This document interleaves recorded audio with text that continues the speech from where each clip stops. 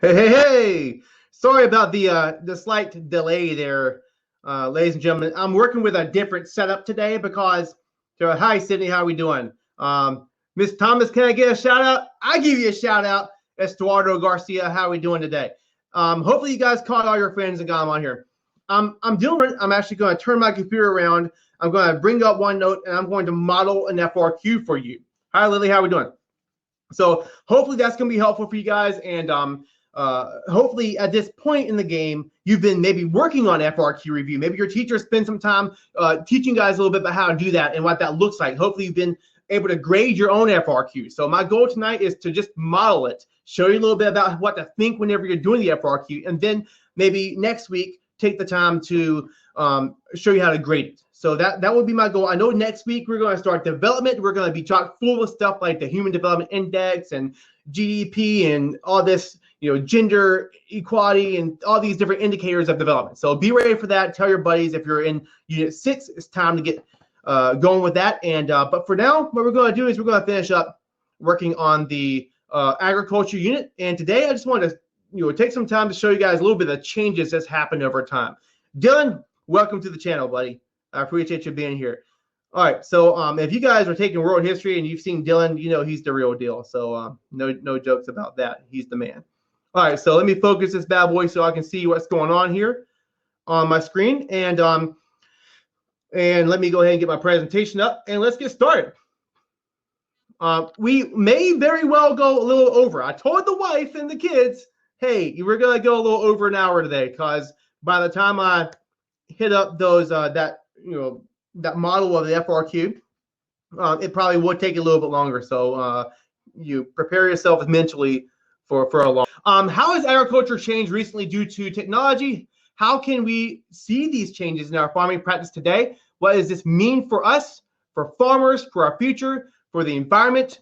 Will we be okay? So here are some of the things we're going to look at today in this particular review. Those are our objectives. And to go ahead and get right into it, I want to just quickly take the time to review a little bit what we've done the last couple of times. Rural land use. Last week, we looked at agriculture, and agriculture has us more interdependent. In other words, we're connected with one another through the process of globalization than we've ever been. We start, or I guess this interdependence because of agriculture really starts with the Columbian Exchange. This is when, in a lot of ways, globalization in a modern sense would have started. Now, some people might disagree with that, but truly, this is when you start to see true East-West exchange of things like food and ideas, whatever else it might be, disease. We talked about that a few weeks ago as well. There's a graphic of what that might look like, okay?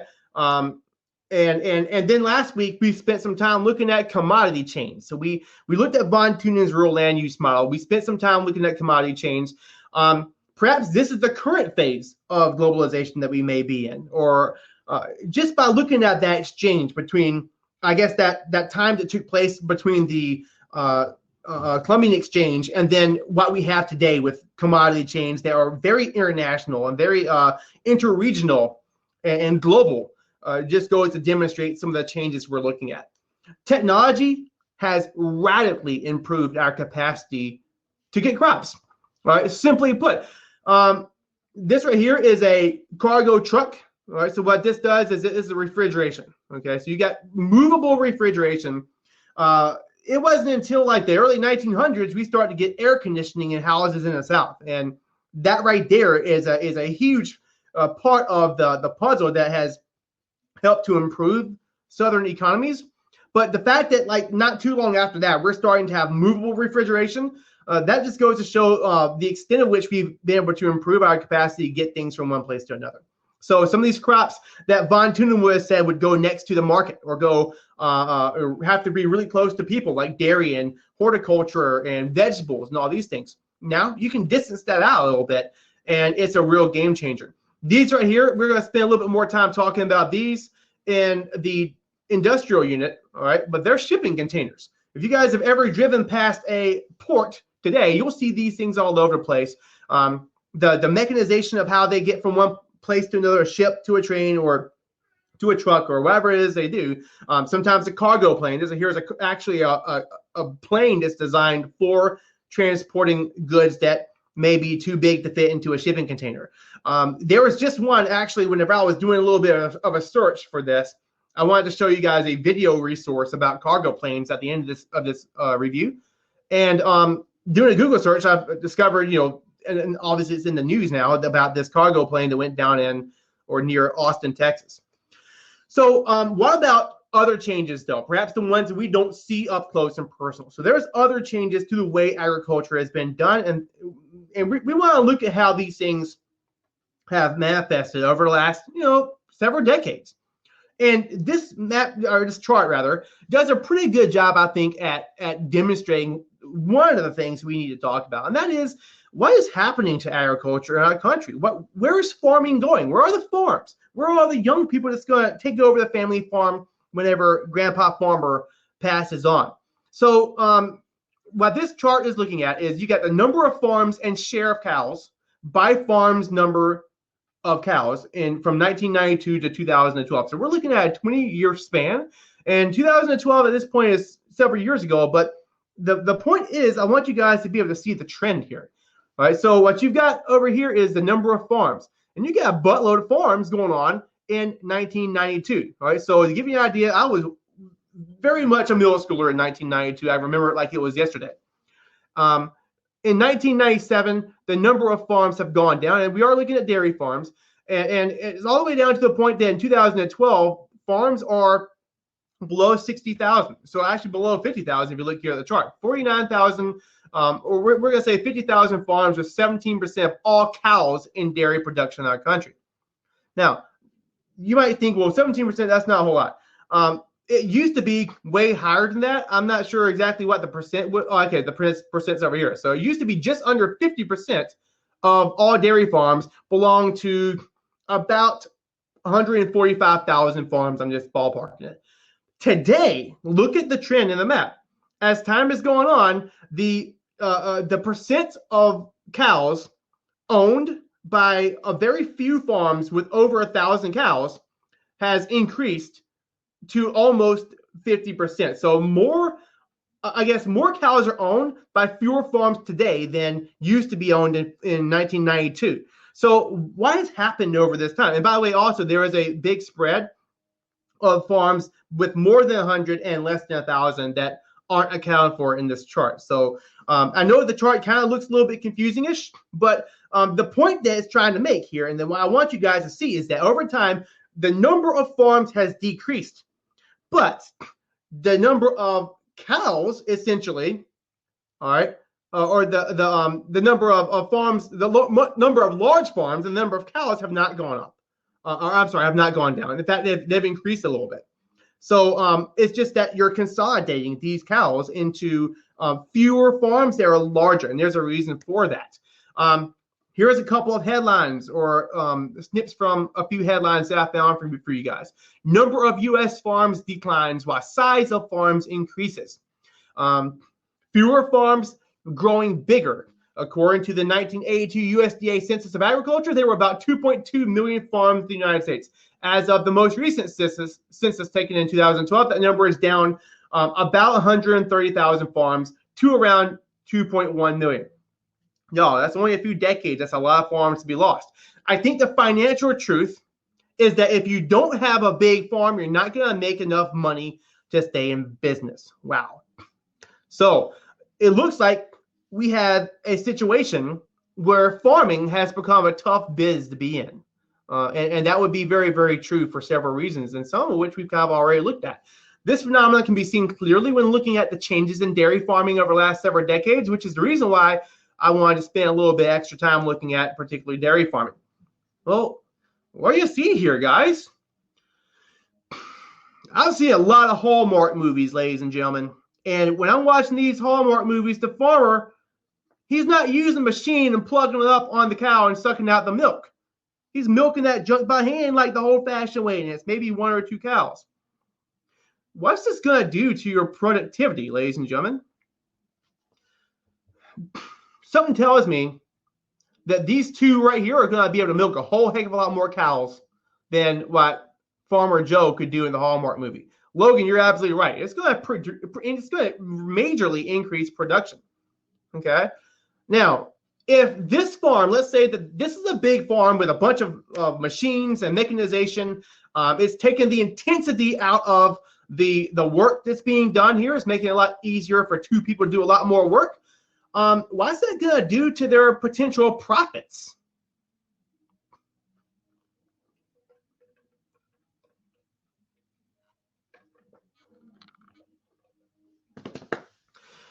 You're absolutely right. It's gonna make the profits go up. This right here is what when people talk about economies of scale, what they're talking about is the idea that you can invest money in something, or you can spend money in something, and you can get the return on that money. And maybe I'm saying this wrong in a weird way, but when you spend money in something like these types of machines, the profits that you will get from saving costs essentially are going to be proportional to the money you spend on the machines. So what's going to happen here is these dudes can afford the capital, or they have the capital to produce the machines, I guess, to get the machines to produce the milk. People that have a smaller operation, like a smaller dairy operation, they're not going to be able to afford these kinds of machines, and they're not going to be able to produce as much milk, and they're going to lose out.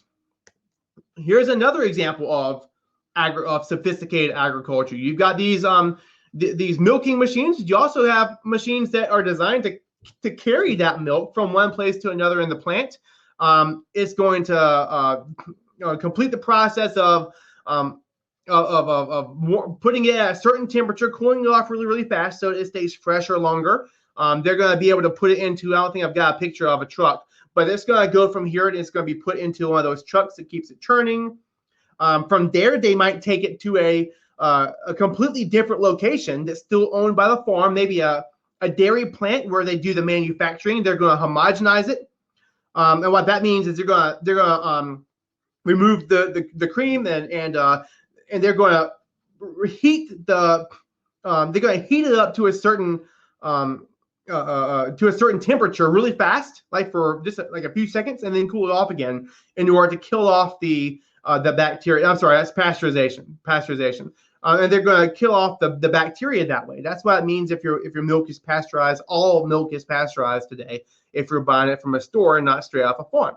So all of this stuff costs money, and the ones that have a ton of money to invest in these things, they're the ones that are going to be able to gain those profits really by being more efficient. Okay, so what happens here is the larger operations are able to be more efficient and make more money off of the milk. Now, another thing that you see here is that the number of dairy cows aren't necessarily going down. The number of farms are decreasing. So right now, milk is pretty cheap. If you go in the store, you can get pretty cheap. You always hear on the news about how milk is really cheap. Well, what's happened is we're producing really way too much of it. And so these larger farms are helping to make that, I guess, exasperate this problem by making so much milk that the demand is relatively low, cause the supply is super high. And so if there's a high supply and low demand, then the people that are going to be the first to bail out agriculture are going to be those that are small operations that can't get any profits from their milk agriculture. So larger operations stay in business, and smaller ones are the ones that pull out because the demand is so low. So you can see that over the past several let me see if I can go back, past several years or decades, that's what's part of what's causing this trend is these smaller farmers can't compete with larger farmers. Larger farmers are more efficient with their technology. They're able to continue on and make profits even though there's too much milk and prices are relatively low. Another thing that you want to think, and I'm not sure if I've got this on here or not, but another thing you want to think about that factors into this really deeply is that with milk being so much milk being produced by these large farms, they're way bigger than these smaller operations. Well, if you've got too many dairy farms serving the same market area, think about buying tuna for a second. If you got like 1 million dairy farms outside that market, and one of them is big enough to supply the entire market, well, once again, you're going to be put out of business if you're not big enough to compete with that larger one. So larger businesses can help to, I guess, with technology, get all the milk that the market might need in its milkshed region. In other words, the area that it can provide the milk to. And smaller operations there within that same milkshed are going to go out of business because they are not able to compete with the bigger guys. This kind of makes sense to you guys. Hopefully this is making sense. If y'all have any questions, by the way, I hadn't said this earlier, go to the little ask a question thing down here and pop it up there so I can answer your question. I can timestamp it. You can go back through when you're reviewing and see where that was. Small-time farmers lack the capital. Again, just to kind of not assume that everyone's been with me. When I talk about capital, we're talking about the money to invest. All right, so small-time farmers don't have the money to invest in machines that make farming more profitable because of its efficiency. All right, therefore, more and more farms are closing barn doors for the last time. And if you go on YouTube right now and search out close or failing dairy farms, you'll see tons of videos of these people who have had to close their doors. I'll read this little snip to you guys real quick. Small family farms are traditionally tied to the good of their communities and environment. Their smaller and generational longevity helped foster communal rapport, accountability, and stewardship. But today, former vibrant rural communities are slowly turning into ghost towns as industrialized farms corrode the traditional relationship of commerce and community that surrounded their smaller counterparts. Farmers are motivated to get big or get out, as President Nixon's Secretary of Agriculture, Earl Butt, said in 1973. All right, other issues. All right, we kind of talked about how there's a high supply and a low demand. That never equals high prices. So milk prices have gone super low. One of the things that farmers tend to do if prices are low and profits are low because of that, well, make more, just bring out more milk, which actually causes the problem to get even worse. So farmers try to increase productivity in order to make higher profits. And if every farmer is doing this, then you're going to see milk prices go even lower and have to eat dinner. Bye, Lily. Maybe you can sign back in a little bit later. We might still be on. We'll probably go for at least another hour. So at a national average of 3.23 a gallon, which is really, really low. It's actually cheaper here in South Carolina. Retail milk prices are lower now than 10 years ago, according to the U.S. Bureau of Labor Statistics. That's bad news for farmers who've already been struggling with prices so low it's hard to make a profit. But bigger farmers are still able to make that profit. Other issues making it hard for a dairy farmer, younger generations don't want to carry on the family business. And y'all, I know I'm talking about dairy farms here, but this is in general. I mean, this is bigger than just dairy farmers, especially when you look at this one right here with the younger generations. I know that in South Carolina, and we are a very rural state in some parts, so you can stay along the interstates and it looks pretty inhabited, but you go on some of those back roads and it's pretty rural. Well, a lot of the farmers in my state are really, really old. Like I think the average farmer is probably in his 60s in South Carolina. I'm not sure, but it's up there. And when you got things like natural disasters, like all the hurricanes you've been getting coming in here and wrecking farms, and insurance doesn't pay out and people have to close out farms or it's not worth it anymore, these old dudes can't keep up the business, and younger generations are not interested in farming. Younger people want fancy, high-paying jobs, right? Y'all, I can tell you why. I sat through a lot of IGP meetings just like you guys do with your counselors at your school, and I went through all these career cluster courses and all this stuff that some of y'all are like, yeah, I know what that is, and maybe others are like, heck, I'm 14, I don't know what the heck I want to be when I grow up. Y'all, there was never a point in my life where I wanted to go outside and do yard work for a living, and when I say yard work, I mean like farming is probably way more than the yard work I'm willing to do. That's a lot of work. I mean, you got to have a heart for this kind of thing. And if you're going to spend all your time and energy working your farm and it's your livelihood, and it's even more than that, you do it because you're connected somehow with the earth around you. I mean, it's a huge a connection these farmers have with the earth and the space where they are. And it's more than just a job. But if it doesn't pay out enough, you are not able to take care of your family, then how are you gonna continue on your farm? So when your counselors are talking to you, they're probably talking about going to college and getting a high degree and becoming a doctor or a surgeon or a teacher or whatever it might be. we're only kind of just starting to talk a little bit more about going in and doing a trade job like welding, because there's not enough of those. Or maybe the future is in computer programming. But nobody at this high school level talks about agriculture being something that is an option for you to pursue. And that's kind of sad, but it's also kind of true. I mean, socially and societally, we don't value it, do we? So the average age of today's farmer or rancher is 59. It's a little younger on average than what South Carolina is as a whole. Culturally, this is kind of what I'm getting at. Culturally, we look down on farming. I have a question. Let me go and see what it is. Can the popularity of veganism be a cause as well? I think that I would put that, let me go ahead and hit the little button here. I would not say veganism by itself, but I would lump veganism with a bunch of other movements, maybe lump it as part of the organic movement. And maybe it is, and maybe it isn't part of that. But when you think about people who resist GMOs, or people who are trying to eat organic or even local, you might can look at locavores, or people who eat only local food. All of these are movements that are kind of against this established process of big farming that we see being done in our country. So I wouldn't say it by itself.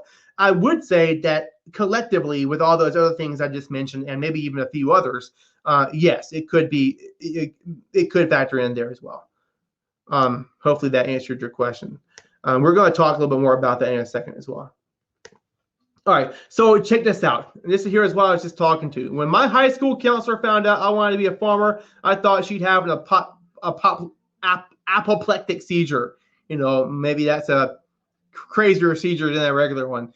But this dude's writing about his time in school and how culturally we kind of look down on people who want to be farmers as rednecks or as uneducated. I mean, I think it says that in here. Yeah, so many believe farming is blue collar and unintellectual. You can't be smart if you're a farmer. I mean, heck, man.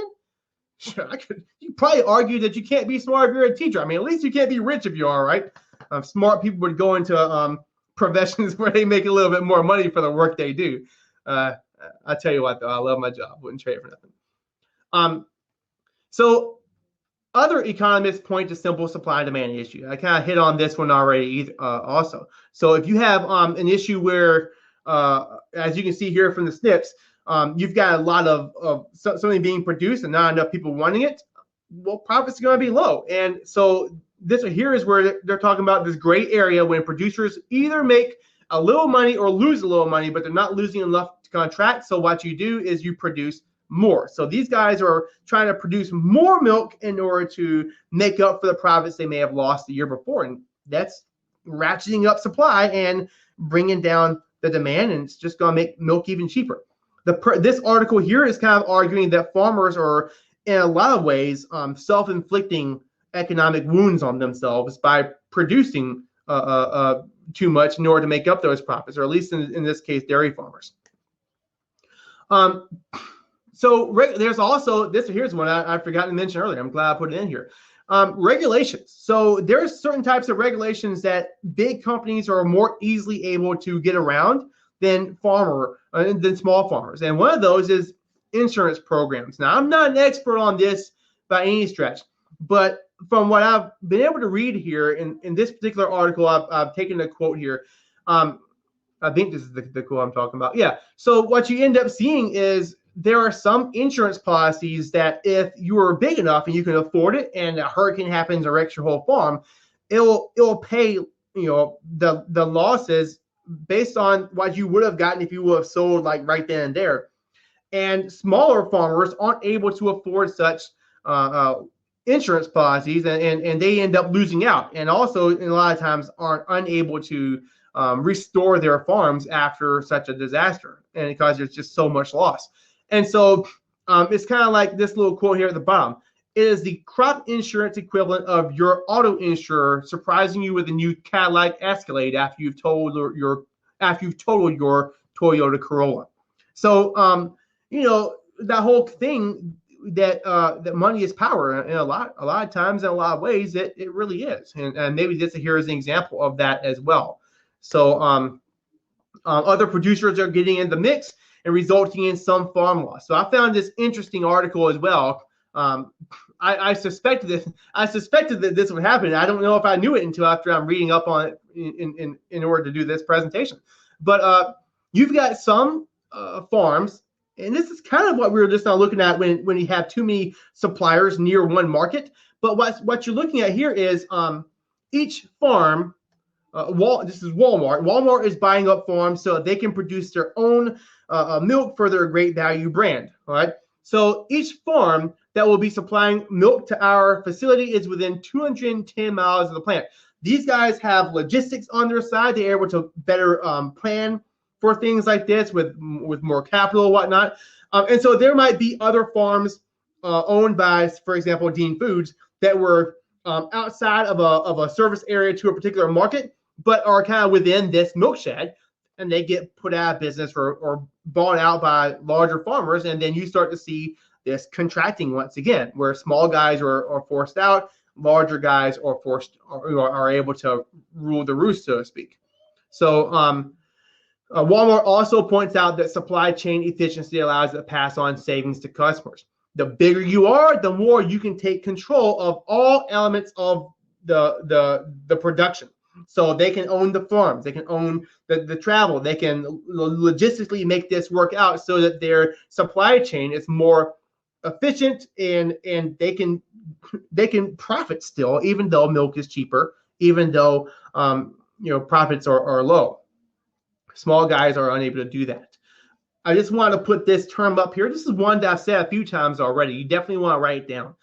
The milkshed. This is a vocab word. In a moment, I get to show you why vocab is so important. But milkshed is the range area out around where it is profitable to sell milk, due to the fact that milk needs to be fresh because of its shelf life. So in this particular case, that milkshed region is within 210 miles. There is a video that talks about and shows you the process of a dairy farm. It's really the production, the manufacturing, and the selling of a dairy farm, I guess, of milk and dairy products by a particular dairy farm in Louisiana. Since I have seen that video, maybe in the last 2 years or so, the dairy farm has actually closed down. But their milkshed region used to be, I want to say, the city of Baton Rouge and everything near it, and maybe even the whole state. All right, so we looked at that. Despite all these issues that point to the loss of small farms, y'all, there is a counter trend. There are several counter trends. Okay, there are people that are trying to make a difference, trying to stimulate young people to go out and be farmers. And so one of these things is young farmers organizations. I know that I spoke with or had a geography nerd out session with all my geography friends over at the Geographic Alliance recently, where we brought in a 20-something-year-old farmer who's trying to, right now she's looking for land to buy. She has the rent. She's gone through different types of apprenticeships, and you make next to nothing doing that, but she's learned how to be a farmer. She's making a name for herself, and hopefully if she's able to find land, she can take her farming business to the next level and maybe excel in some way. She's very, very optimistic about that, and whereas many young people are not. So I think that's really, really cool. By the way, she sells flowers. So, you can go and buy flowers from Walmart that come from, somewhere in South America, or you can go to a local farmer who will make different types of flower assortments for things like weddings or different types of events and things like this. That's what she does. Here is a look at the National Young Farmers Coalition. This is straight from their website, so if you Google that, you'll find what I'm looking at. But essentially, it is an organization built on building a bright and just future for U.S. agriculture. And one of the things that it does in this particular website is it puts farmers in connection with other farmers locally, so that they can kind of team up and collaborate and do things well. I mentioned this a little earlier, locavorism. All right. So what this means is there are some people that just because it's the right thing to do, and just because they are looking for something that's organic and something that's locally grown, they want to build their community, they only eat or try to their best, I guess, to eat things that are locally grown. To this effect, in my capital city in South Carolina, Columbia, there is a small urban farm in there that produces a lot of vegetables and things like this that they then sell to local restaurants, like different types of chain restaurants or different types of even original family-owned restaurants in the area. And so they provide places like, I don't know, Fats Cafe, for example, I think was one of them, with fresh produce for their menu. And so you see a lot of things like this as well that are kind of a step against the established farming patterns that you see in our country. Another thing about these movements is that they point out health concerns associated with cheap food from everywhere. Okay, so this one here, it gets a little bit to where we were looking at earlier. Someone had mentioned on the chat, or someone asked me a question. Let me see that question. Well, I already answered that, but they were asking about veganism and things like this. Well, here's where all that's going to kind of fit in. I would lump it all together into this, organic agriculture, because really a lot of it is centered on a lot of people that use these different types of lifestyles are really maybe a sub component of this. I hope I'm saying that right. But organic farming is a method of crop and livestock production that involves much more than choosing not to use pesticides, fertilizers, GMOs, antibiotics, or growth hormones. But it is definitely something that is a part of all those things. All right. So traditionally, on the surface, when you think about what organic farming is, that really is kind of what we think about right off the bat. It's not going to be genetically modified. You're not going to see all these chemicals and stuff going into it. Cows used to be given, probably in some cases, many cases, still are given different types of growth hormones in order to make them produce more, or chickens might be given growth hormones to make them bigger, so you can sell these big old chicken breasts up in Walmart. But recently, you've got a lot of restaurants like Chipotle and Subway that say that, hey, if your meat has antibiotics in it, we're not even going to buy it because we don't want to pass it on to the consumer. And that is controversial because if your animal gets sick and you need to put them on antibiotics, the option against that is your animal just dies, which some people are going to say is pretty inhumane. But the point is that this is a movement, y'all, and it is part of the reason why organic agriculture has been on the rise, even though it usually is associated with higher costs. But there's a reason for that, and people aren't considering just the cost as their motivation for buying it. They're considering the ecosystem. They're considering the environment, the health of the plants and livestock, the health and the nutrition of the food and what it can do for people. The principal goal of organic agriculture is to develop enterprises that are sustainable. Oh my gosh, that's an important word, and harmonious with the environment. So it's more than just what you might think about no pesticides, no fertilizers, and all these different things. When you really think about, in particular, GMOs, one of the things that they've been able to do is make it so that herbicides don't kill crops that are produced with a certain gene. Well, if that means that you can take your Roundup and pour it all over your crops, you're never going to kill them but you'll kill all the weeds. Well, then you sell these crops to people and they've been like drinking herbicides, and so when you're eating it, you're basically eating herbicides. Well, that's kind of the logic behind it. And one of the big reasons why people are saying no, we don't want pesticides and herbicides and things like that associated with the food that we're eating. So they're willing to pay for a more intensive form of agriculture in order to avoid those things in their food. So if your agriculture is more intensive, we talked about this a few weeks ago, that means that there's going to be more people with their hands dirty in the agriculture. And if you got a ton of people working in your farm, you're going to be paying them more. So a lot of this locally grown organic food is going to cost more money, if not for anything else, than because of that right there. Organic agriculture is a movement centered on sustainable agriculture. All right, so when we talk about sustainable agriculture or something being sustainable, what we're looking at, simply put, is what I used to tell my students all the time, is you're looking at something that can fix the problems of today and not cause more problems later on. That's sustainable. All right, so in this sense, you're minimizing pollution. You're trying to reduce soil degradation. soil degradation means that your soil is degrading. It's not as nutritious as it used to be. It might can lead to things like desertification. In other words, your land becomes completely infertile. You can't grow crops on it anymore. Maintaining the long-term fertility of the land, biological diversity. So we don't want to just have like one crop being produced on this farm. It used to have a bunch of natural vegetation. I think that's one of the things on here as well. I didn't mention it here, but natural vegetation is part of this.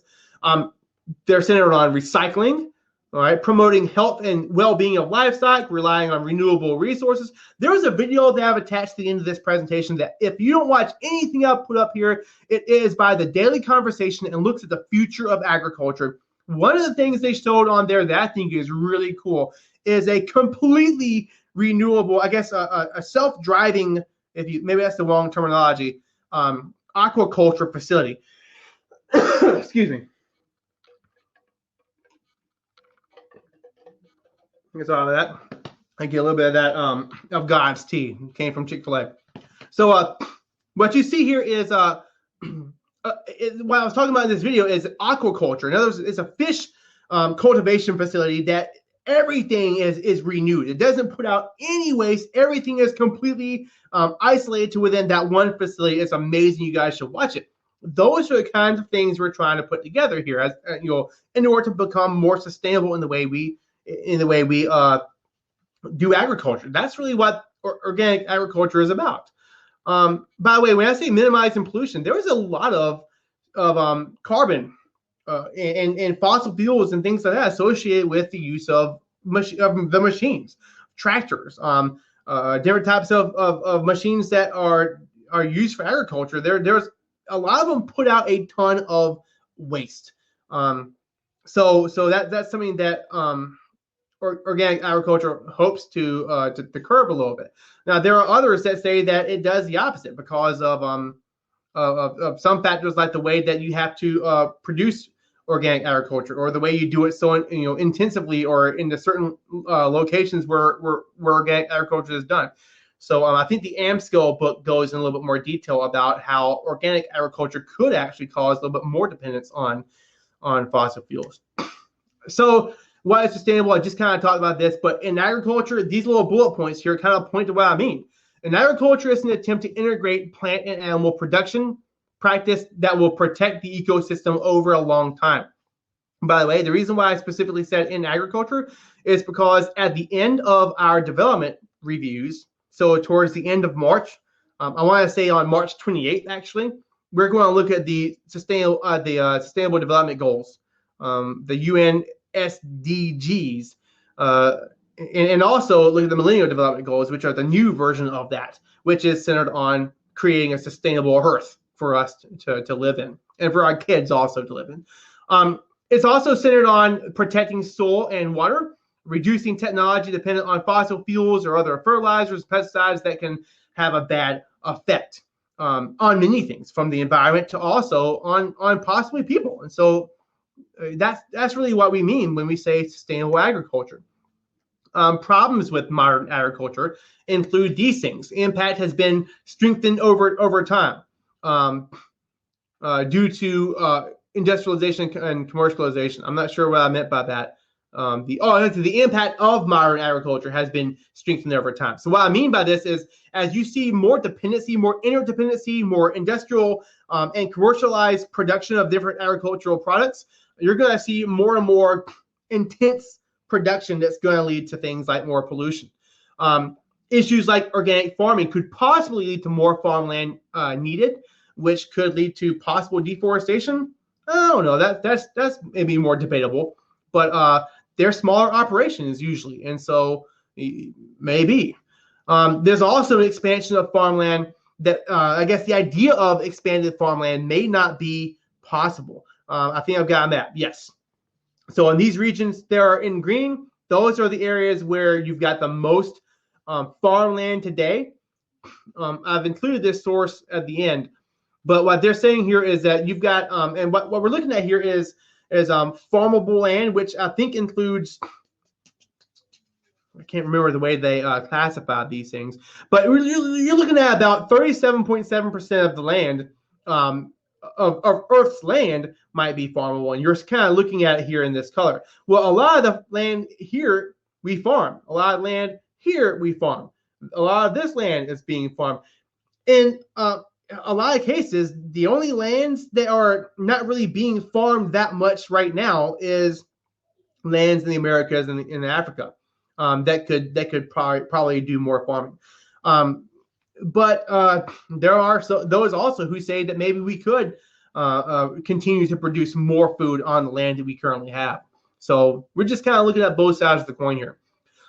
Soil quality might be a factor when it comes to finding more farmland. Some soils aren't as good as others. Despite von Thunen's model, which says all soil is going to be equal for the sake of this model, we know that's not really true. There are also climate areas where you can't grow certain crops because, well, I mean, if it's cold and you're trying to grow oranges, good luck with that. And you've also got human-induced issues like urban development, pollution associated with how people live their lives, deforestation. We might be cutting down rainforests to go and do more commercial agriculture to sell, I don't know, crops, luxury crops to people in the West. Soil salinization. What salinization means is that you get saline in your soil, in other words, salt. So the soil ends up becoming completely infertile over the course of time, in a lot of cases due to overuse and bad agricultural practice. And then you've also got the issue of human-induced climate change. One of my interns for the AP Human Geography on 5 will ask me, hey, are you going to talk a little bit about the Green New Deal? And I'm not going to spend a whole lot of time looking at that, but you guys have probably watched the news enough, and it's caught on a lot in the last like 2 or 3 weeks. It's really part of a bigger movement that has been going on since like the early 2000s in a lot of ways. But this whole climate change thing, right now the United Nations says that's the #1 problem that we are facing in the future. And so that really is something that really weighs into, will we be able to produce more on the land that we have? What's going to happen with that? But this right here is just a contrast with the map before. All right, there's the farmland. There's where most of the people on Earth live. It's a population map, a dot density map, if you will. All right, so almost done with the review. I'm going to show you guys the FRQ. But still looking at problems. Soil can be overused. Intensive agriculture in many parts of the world affects soil quality. All right. Overuse can lead to desertification, especially you see this in the Sahel region of Africa because of overgrazing. Farming has resulted in less natural vegetation, and I already mentioned that one earlier. This one here is another look at shifting agriculture. And here's one of the video resources I provided at the end. But there are some people who are taking this and saying, well, you've got some traditional villages that do a lot of shifting agriculture, which causes a huge amount of CO2 emission and also brings down our natural vegetation, doesn't give a lot of the natural vegetation the ability to grow like it should. And so one of the things that these people here, there's a person who wrote a book called Up in Smoke, and PBS did a little segment on it. And the guys talk about, if we could change the understanding of some of these traditional groups that practice shifting cultivation, we could teach them techniques to sustainably practice it without destroying the rainforest and without having to move away because they don't ruin the soil like they would if they practice their actual shifting cultivation. With population growing in these regions, this right here is becoming less and less sustainable over time. So people have started already thinking of ways to make this more sustainable. I would watch that video as well if you want more information on that one. So chemicals prevalent in soil and water due to fertilizers and pesticides is another big deal, another big problem with modern agriculture. As more and more big companies use more and more chemicals to, I guess, prevent bugs or different types of pests or different types of weeds from overcoming their crops, the plants drink it up. Whether it's going to kill them or not is a different story, but people are kind of starting to snub their nose at the idea of consuming pesticides and these different types of chemicals. Plus, there's runoff into local rivers and things that cause huge amounts of pollution in some cases, and different types of animal waste and things like this might run off into our water systems and contaminate the water that we drink. So those are also issues with modern agriculture. Hormones used in livestock to increase productivity, we're kind of looking at that as a society and saying, ew, gross. We don't want to do that. GMOs, discussed that in a previous Fiveable live stream, but same kind of thing. People were like, well, what exactly is this going to do to our ecosystem? What is it going to do to us over time? It hasn't been around long enough. We need more tests before we're going to consume that stuff.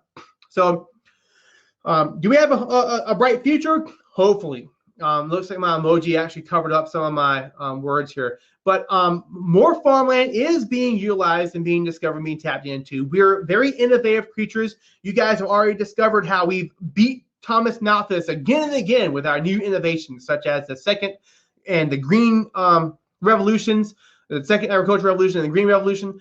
We may find new kinds of foods. There's people that are interested in eating bugs or insects. A lot of people consume insects as a form of protein. So, would we do that? Well, socially, we have a problem with eating crickets, but we might can find ways to integrate insects as a source of abundant protein into different types of foods that we might not care about so much, like protein powder. And then you got new technologies for increasing and improving food production and getting into places that need it the most. So there's all kinds of things that we are in the process of trying to do.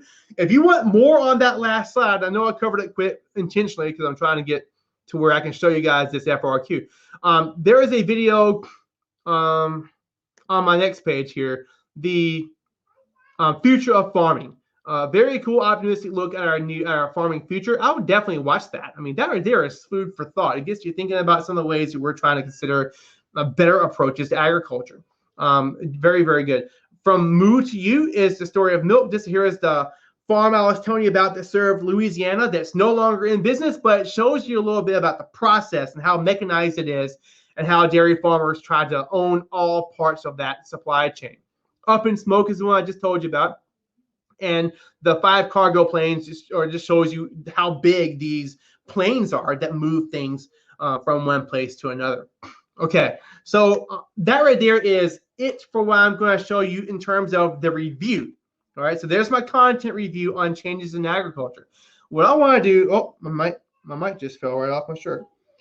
There we go. What I want to do now is I want to take about 25, maybe 30 minutes, but probably less than that, hopefully, and show you guys kind of like what goes into answering an FRQ. I was going to use an FRQ that I wrote, but as a matter of fact, when I started looking at this and I was looking through the old FRQs for the College Board, I found one that really seems to go very nicely with what we are looking at in today's review. And so I decided I would go with that one instead. So now give me just a second to change out my my setup here. I'm going to do a few things real quick. Just let's see. I'm going to move myself to this screen. Okay. Then I'm going to share. Let's see. Close the video. I'm going to share my first screen. You're going to be in the video. I'm going right now. All right. Yes, enter in here.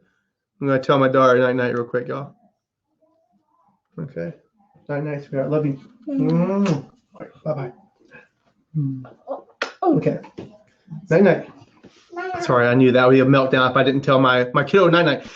So hopefully, and let me know for sure, but what I just now did was I switched the screens that I was focusing, and you guys should be able to see. Well, let me go back and find out what I just now did. Y'all should be able to see my my OneNote. Can y'all see me writing right now? Well, hang on. Yes, you can see it, but it's not letting me write though. That's the problem. Hopefully this is gonna fix that.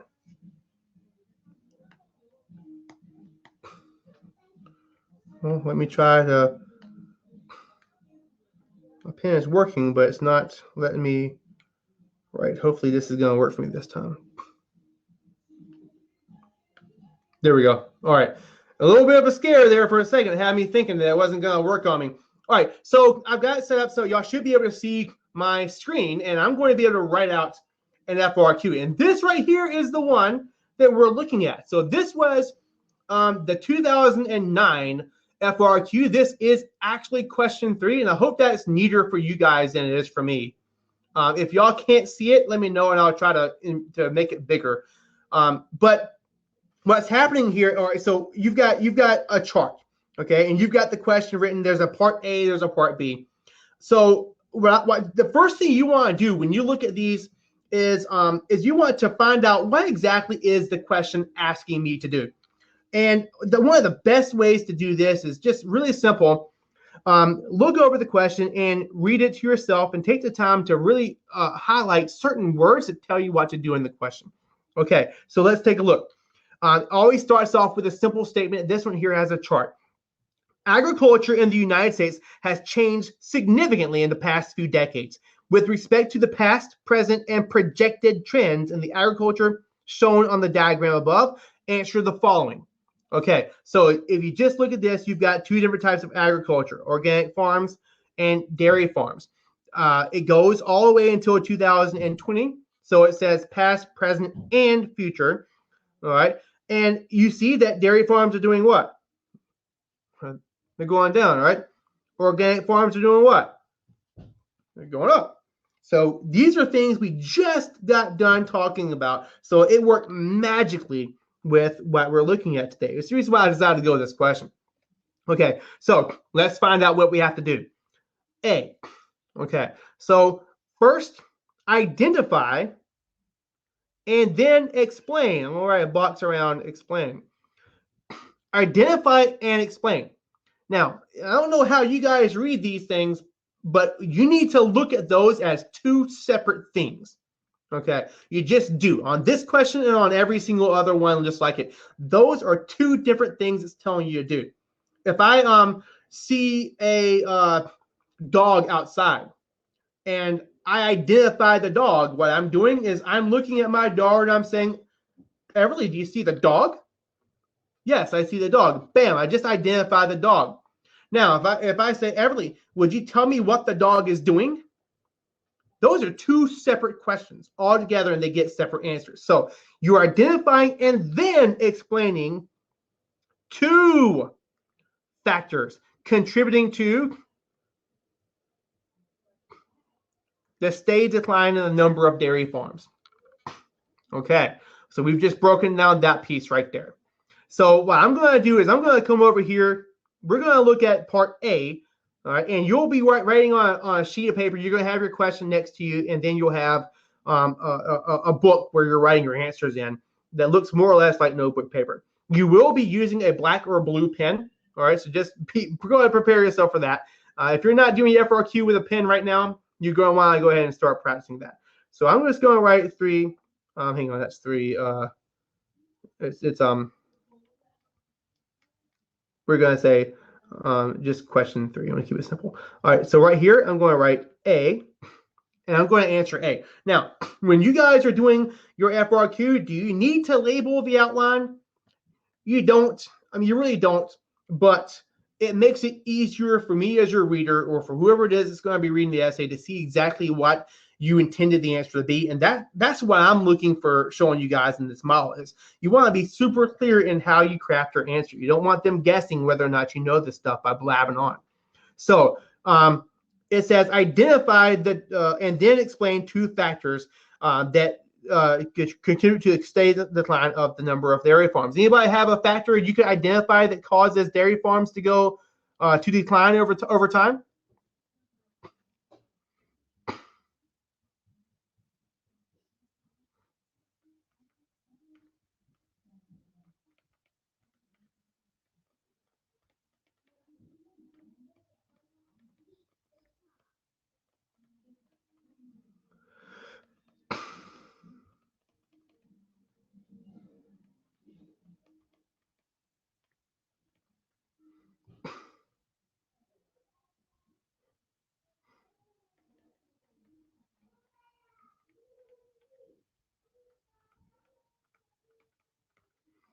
One factor that causing dairy farms to decline over time is increased supply. What do we think about that? Let's see, the negative and or unknown consequences of GMO consumption. Well, if you're right now, we're just looking at part A, and it's asking directly about this trend with the decreasing dairy farms.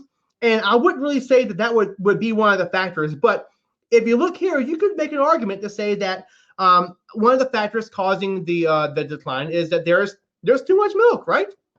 And so, but it said identify a factor and then explain. So what I want to do is I want to go ahead and identify my second factor, okay? So what's one more factor that we could say? And if you guys have a guess, go ahead and put it in there. And if not, I'm just gonna go with it.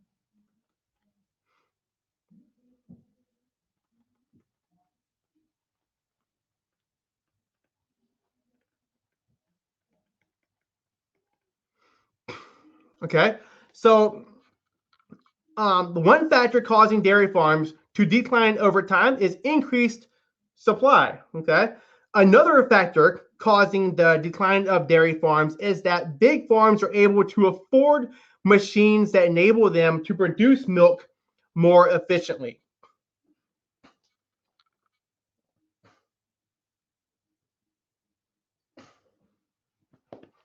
Okay, what do y'all think about that right there? Does that sound like something we can work with in terms of our two factors?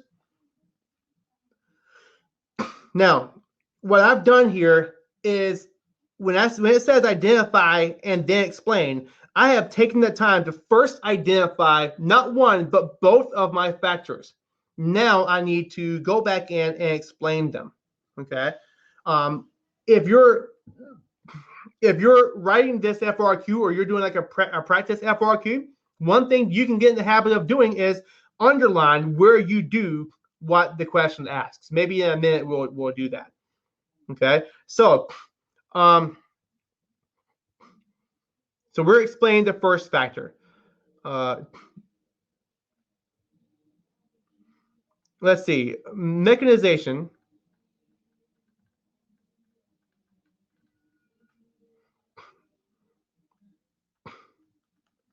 has enabled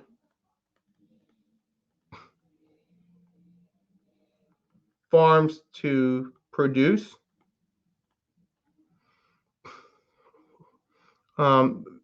milk more efficiently,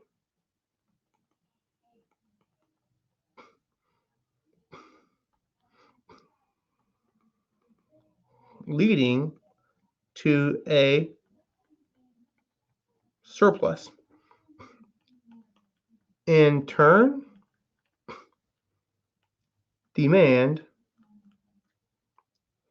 for milk has gone down. Okay.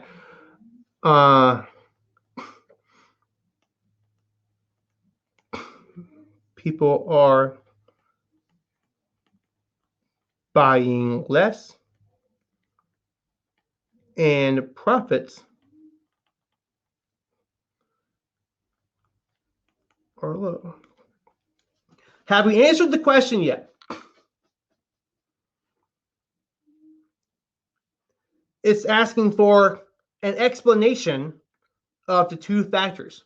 Now, this here is super important. I've written a pretty good bit here for an explanation, but I haven't gotten to the key ingredient yet, and that is how does it contribute to the steady decline of the number of dairy farms? So I've got to make that connection in order to get a point for the explanation. Let's go ahead and connect it right now. Okay. If less people are or how is this? Let's just keep it simple. I don't even need to write all that. Due to this, smaller dairy farms have gone out of business, reducing the overall amount of dairy farms. Maybe now would be a bad time to apologize for my terrible handwriting, but I hope you guys can read that, and I think you probably can. So at this point, I feel like I've done a pretty good job, perhaps, at driving that one explanation home. But I gotta explain the second one now, okay? And if you look back at what you said earlier, this right here was your first ID, okay? This right here is another, and I indicate it as another factor. So I'm identifying another factor causing the decline of dairy farms is that big farms are able to afford machines. So in other words, mechanization that enables them to produce more milk efficiently. So now I need to explain that. Oops. Larger farms are able to purchase machines that increase efficiency and therefore productivity.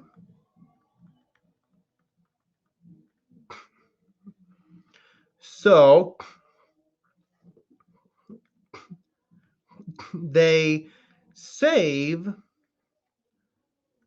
in the cost of production by investing in machines. Have I gotten to the nuts and bolts of this question yet? I've given an explanation. And like so many other students, they'll give an explanation that seems pretty good and really all that's true.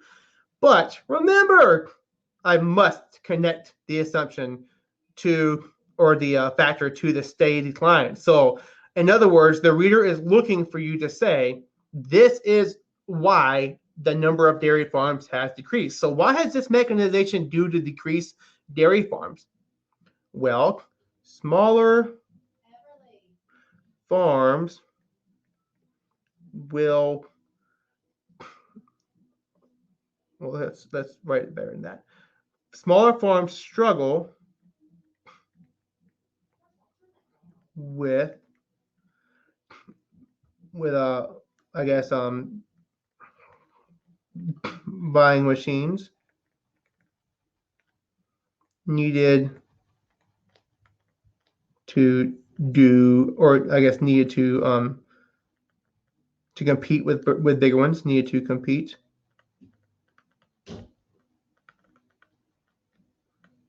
with bigger operations. And so they end up closing the farms even as bigger farms continue to grow. And just to make sure that the reader is that is super clear for the reader, I'm going to end with one more sentence. So let's see, where should go? So you have fewer, albeit larger, farms over time.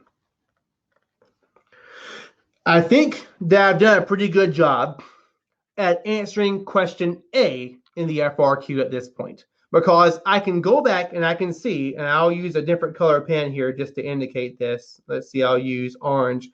I have definitely put out my one factor causing dairy farms to decline over time is increased supply. That's what I put for that's my one factor. Okay. Another factor is that big farms are able to, big farms are able to afford machines. Okay. That's factor number 2. So I've definitely got the 2 factors identified as best I can. And then after that, I start to go into my explanation for this. In turn, let's see, mechanization has enabled farms to milk more, leading to a supply. In turn, and I would say maybe my explanation is going to start here. Demand for milk has gone down. People are buying less, and profits are low. And then due to this, the connection to the question is, due to this, smaller dairy farms have gone out of business. So there's my first explanation. Maybe I should have used different color for the explanation. And then my second explanation is, so they save I'm sorry, hang on. Larger farms are able to purchase machines that increase efficiency and therefore productivity. So they save in the cost of production by investing in machines. Smaller, and really that's an explanation, but I'm actually going to unhighlight that because it doesn't actually connect it to the decrease in dairy farms, which is what the reader is looking for. Smaller farms struggle without buying machines to compete with larger operations, and so they end up closing the farm even as bigger farms continue to grow. So I feel like I can look at this after having written it, and I feel like, at least, even if I'm wrong, I can see where I put down 2 factors and then 2 explanations with those factors. Okay. And then the rest is going to be up to whatever the reader sees on the rubric, because that's how they're going to score you. It's based on whatever is over there. So what we're going to do next week is we'll look at the rubric and grade this response based on that. So I've written A, and I made it clear so the reader can see. Here is B. I'm going to do the same thing and make it clear. Let's break it down. It's asking for the same exact buzzwords: identify and explain. And again, you're looking at 2 factors. So the question is set up exactly the same, but this time you're looking at it as an increase to the number of organic farms. Okay, so let's see what we can do on this. Once again, I'm going to write down my my 2 factors before I do anything else. I'm going to make it super clear so that the reader looks and says, oh, he's going to slap me in the face with these 2 factors. That's what you want to do. You want to slap him in the face with your 2 factors. All right, 1 factor leading to the increase of organic farms over, you know what, I'm not even going to say over time. I did it last time, but I want to say over the last, let's see, it's we're just going to say since 1970. All right. Since 1970. 1 factor leading to the increase of organic farms since 1970 is, what do y'all think?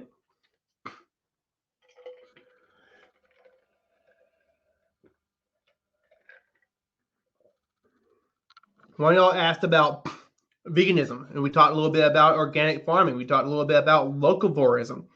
Are these things that existed a long time ago, or are these things that we're seeing today?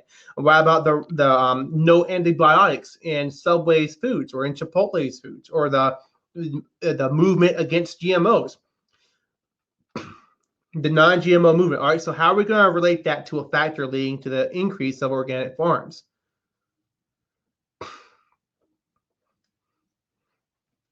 One factor leading to the increase of organic farms is, we could say that. We'll say that that right there. Honestly, that right there is what I was looking for. That I think that you can probably write the non-GMO movement, and as long as you can find a good explanation for that, and it's something that you're going to see in the rubric, then you'll be good to go. But I think if you go a little bit broader, you can lump the non-GMO movement into this as the demand for non-GMO food increases. See where I'm going with this? So in this case, broader is better, and we're going to say one factor leading to the increase of organic farms in 1970 is demand for, let's see, foods. And if you look at what organic farms is, it's more than just GMOs. But you could say, in just generally speaking, in broader terms, foods that are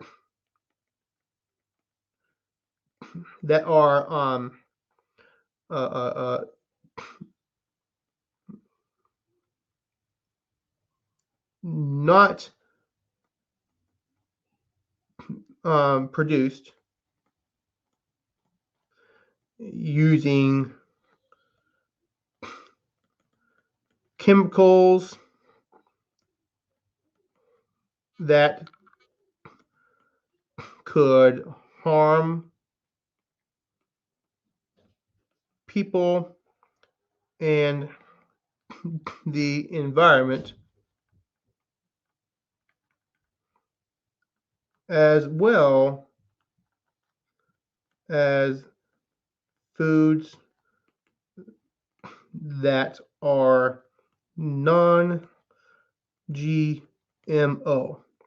Let me read that again. One factor leading to the increase of organic farms since 1970 is demand for foods that are not produced using chemicals and could harm, let's see, that are not produced using chemicals that could harm people and the environment, as well as foods that are non-GMO. How does that sound to you guys?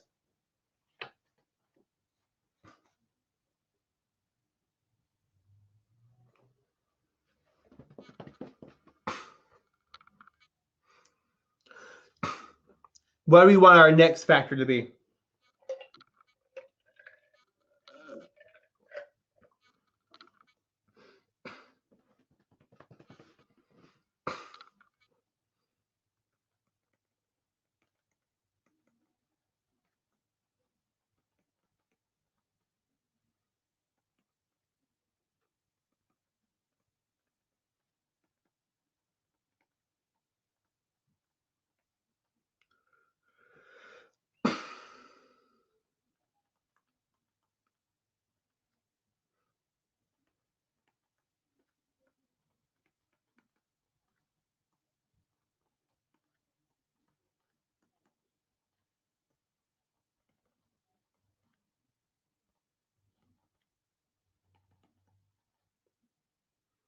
No problem, Brian. I hope you can finish out with us, or I hope this is helpful for you guys.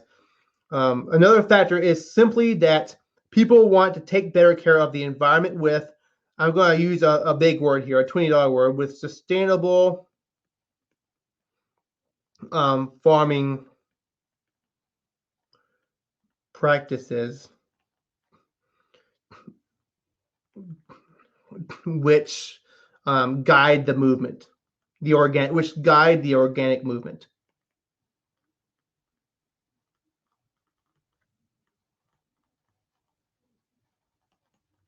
Okay, so what we've done here is we've listed out the two factors. Okay, so we've definitely got clear-cut factors. We made it really easy, so when the reader reads this, it's going to slap them in the face, and that's what we want to do. Now, for the other part, we want to explain the two factors contributing to the increase of organic farms. So if we don't make a connection that this increases organic farms, then we don't get the point for the explanation. Okay, so let's look at our first factor. One factor leading to the increase of organic foods or farms since 1970 is demand for foods that are not produced. All right, so people have begun to look at GMOs with skepticism. Also, people are wary of growth hormones and generally believe that crops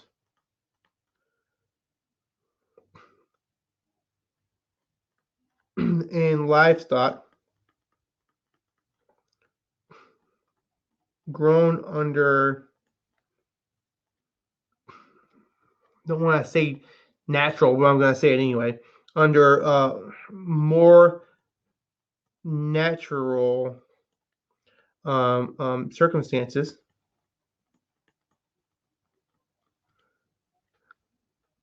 also people aware of growth generally believe that crops are just healthier,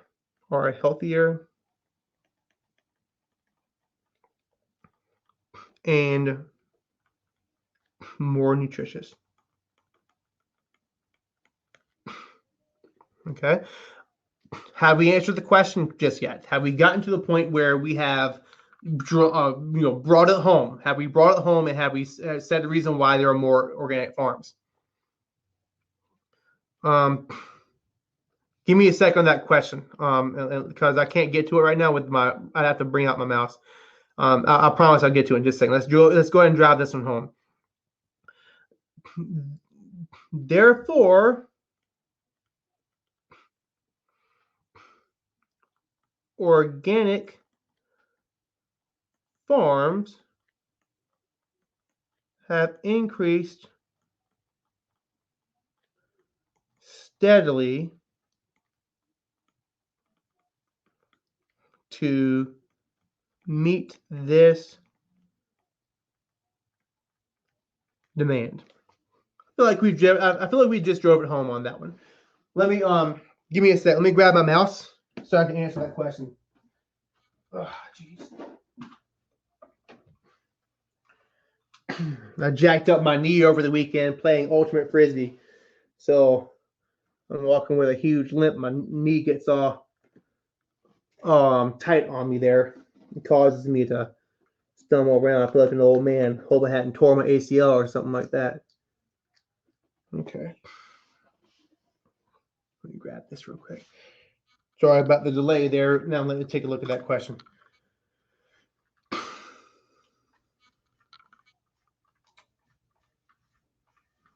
Well,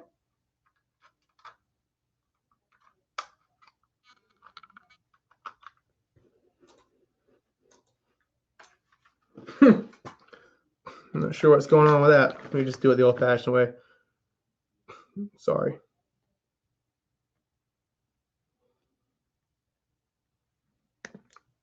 All right. What are some things to think about or questions to ask in order to know how to explain whatever you identify as a factor?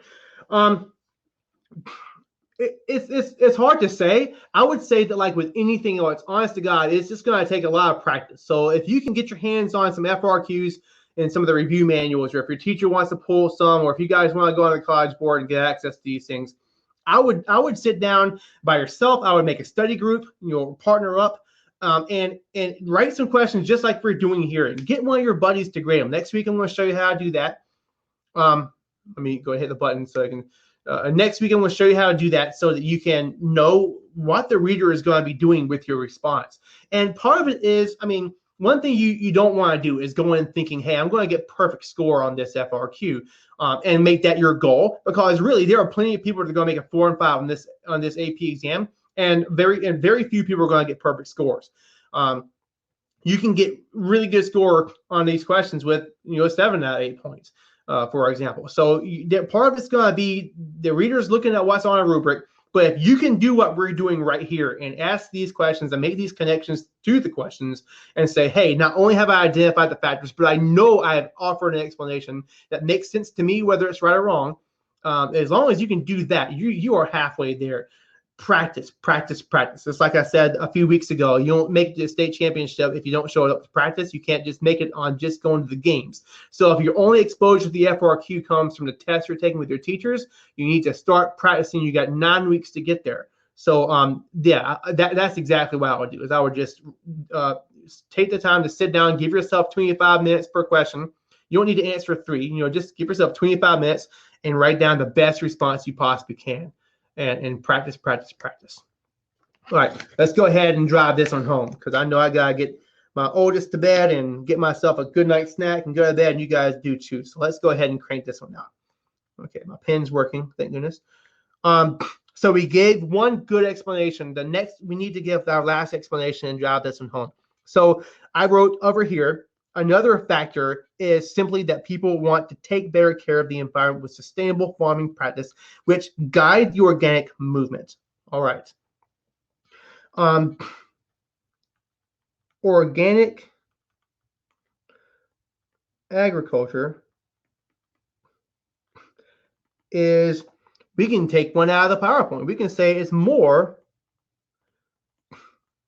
than just eating foods that are non-GMO or not grown with herbicides. It is a movement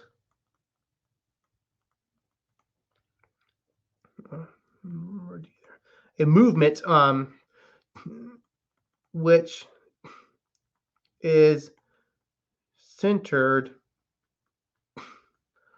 on sustainable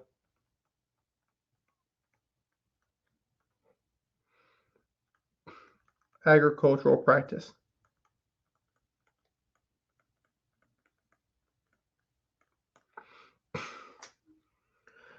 So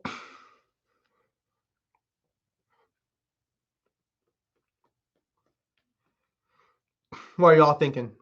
What can we put to connect this to the rise of organic agriculture, or I guess the rise of organic farms? Is a movement which is centered on sustainable agricultural practice. So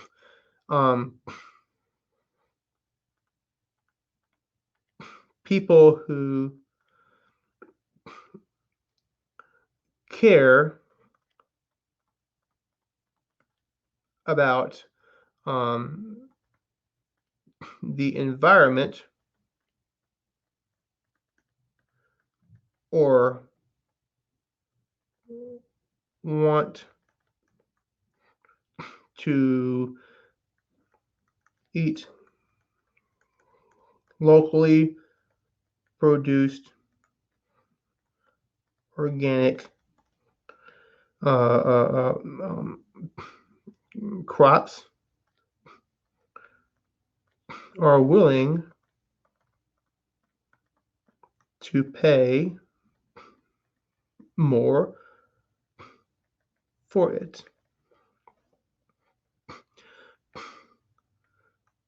They feel like they are eating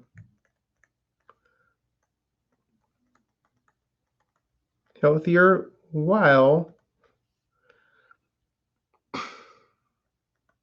supporting sustainable agricultural practice. Oh, hang on, misspelled that.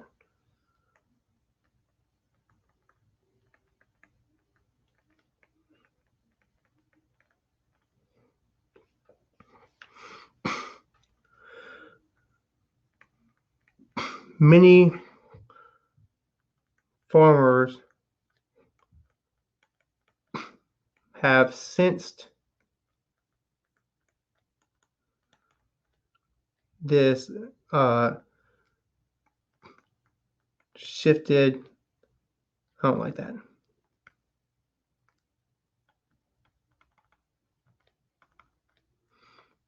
Has sensed the shift in environmental consciousness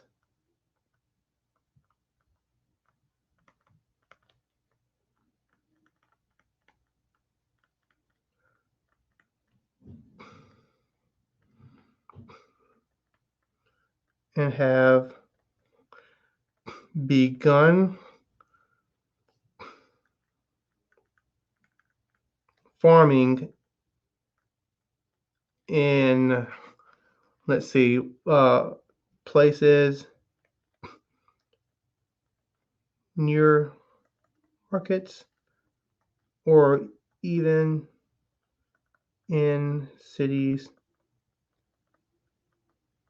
themselves. What do you guys think? Have we gotten there yet? This has led to a rise in the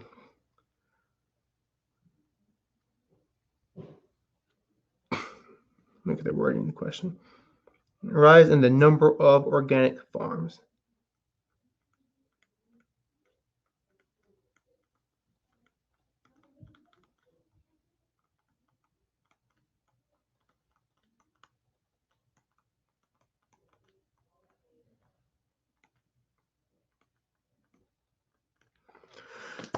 How y'all feel about it?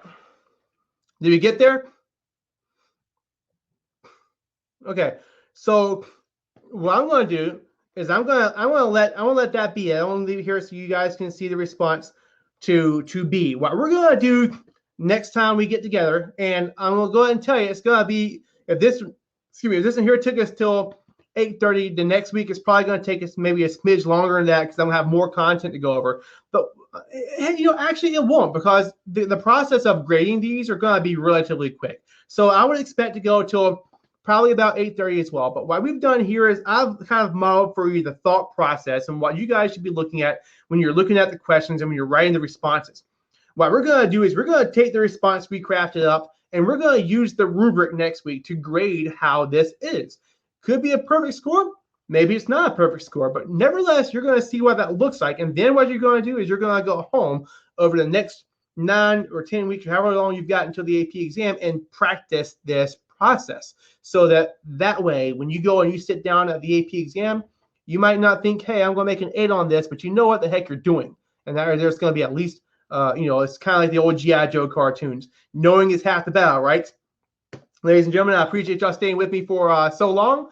If this was helpful for you, tell your friends and your BFFs and your teachers to get their people on. And we only got a few more weeks until this whole thing is over and done. So if there are no more questions for you guys, I'm off. Gonna tell my babies night night. Thanks a lot, fellas, for coming.